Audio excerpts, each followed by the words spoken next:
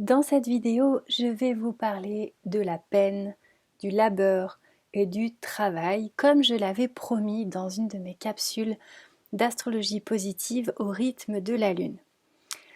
Alors c'est parti, je vais vous expliquer cette notion très importante, donc qui est en fait la notion de notre travail sur Terre. Et pour cela, on va commencer par différencier la peine, le labeur et le travail.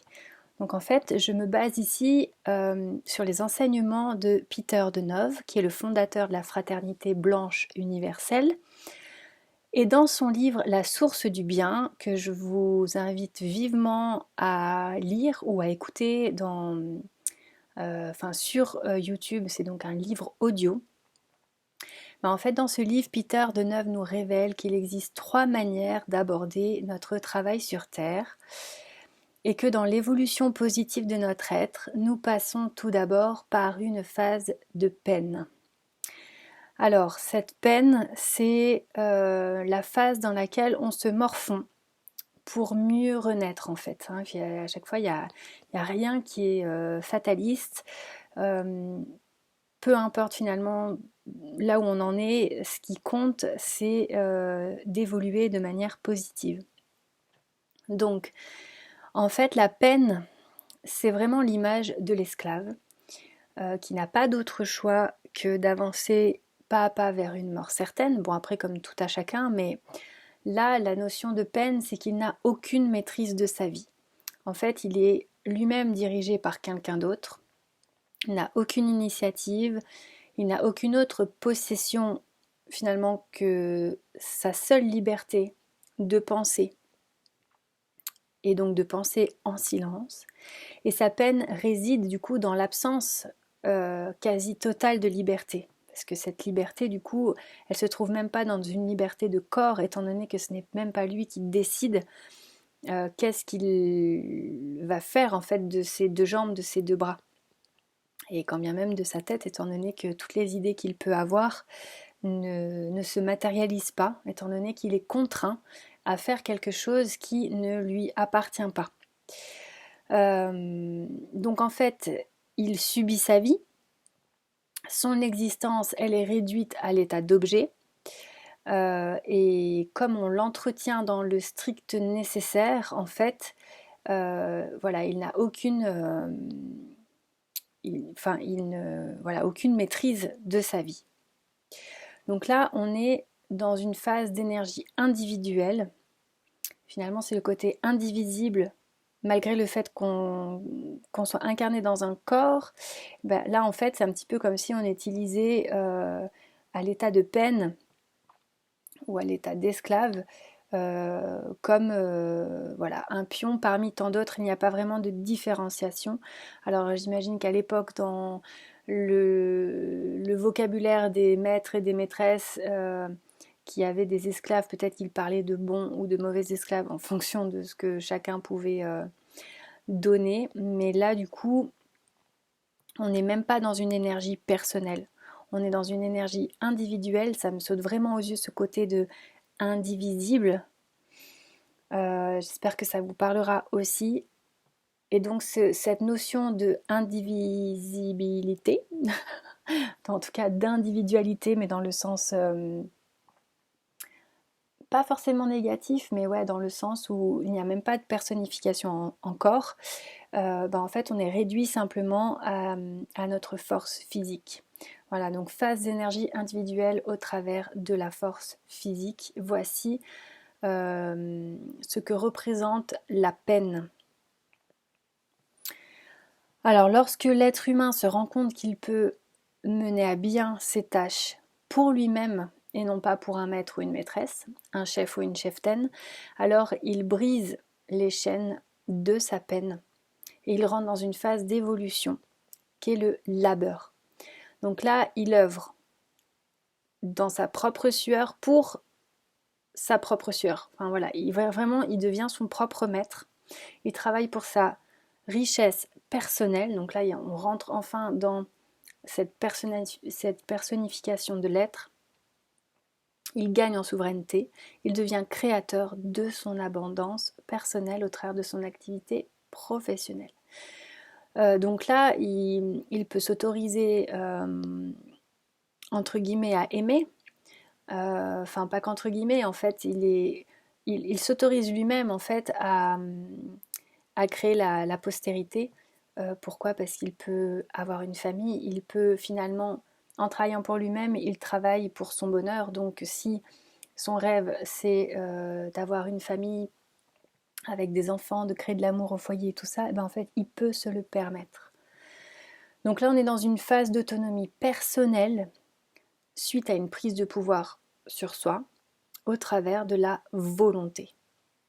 Donc là, il y a vraiment la volonté qui est venue en fait chambouler et casser les barrières de la peine.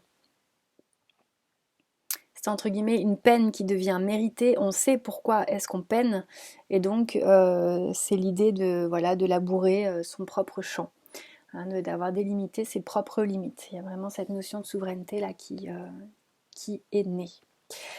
Et puis dans la troisième phase, lorsque ce même humain comprend que la valeur de son œuvre dépend de l'impact positif et bienfaisant qu'elle aura sur l'ensemble de l'humanité, que cet humain est prêt à aider chacun de ses semblables de manière consciente de son amour du grand tout, de la vie, de Dieu, alors son stade d'évolution grandit et il entre dans la phase de son travail terrestre, son vrai travail, celui dont son âme a soif.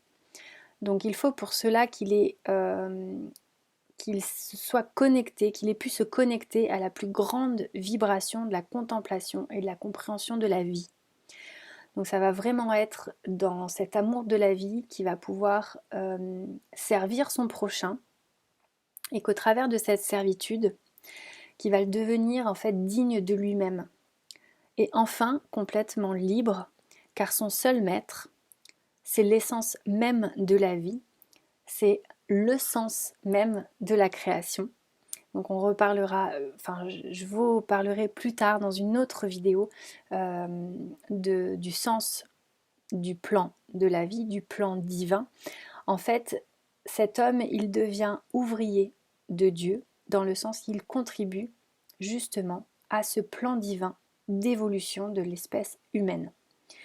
Donc là, en se consacrant comme ça à l'humanité tout entière, l'humain qui est dans la phase de travail, vraiment de travail, on a quitté la peine, on a quitté le labeur, on arrive dans une phase réellement de création, d'impact positif, et là on est dans une phase d'accomplissement personnel ou encore de légende personnelle, même si la plupart des légendes personnelles sont finalement anonymes, après un aboutissement de développement spirituel. Voilà, donc là il y a vraiment cette notion d'avoir contacté le plus haut et la notion de divin dans sa vie pour comprendre le sens de la vie et avoir envie de travailler en ce sens. Alors là, Peter Deneuve, il va encore plus loin en disant que ce travail est le seul et vrai travail de l'humain ayant de la valeur. Et que dans cette valeur d'éveil, ce travail, par la suite, se fera gratuitement, sans attente de la part de celui qui l'offre au monde.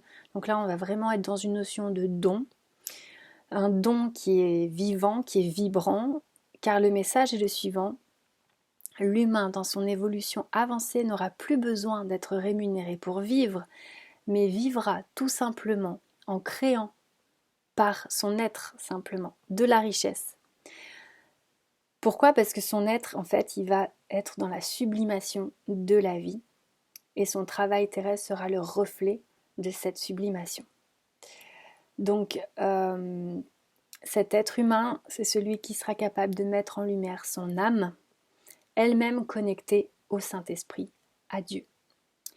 Et les initiés nous disent aussi en ce sens qu'il suffit de se mettre au travail pour le royaume de Dieu et que tout nous sera alors donné de surcroît. Donc là, on sait ce qu'il nous reste à faire pour vivre dignement sur Terre. Alors peut-être me demanderez-vous, et la notion de plaisir dans tout ça, vous vous en doutez, en fait, lorsqu'on travaille au service de la bonté cosmique, on transmet l'amour de la vie, l'amour divin, l'amour du sens de l'existence le fait qu'on aime être sur Terre, que l'on aime extraire par nos différents sens tout ce qu'il y a de meilleur.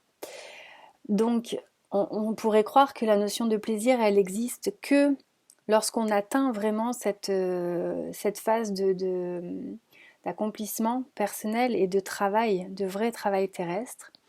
Mais alors, qu'en est-il du labeur et de la peine? Et puis surtout, si la peur et la peine, le labeur et la peine reviennent de temps en temps au rendez-vous, parce que souvent il y a des fluctuations et c'est jamais tout droit.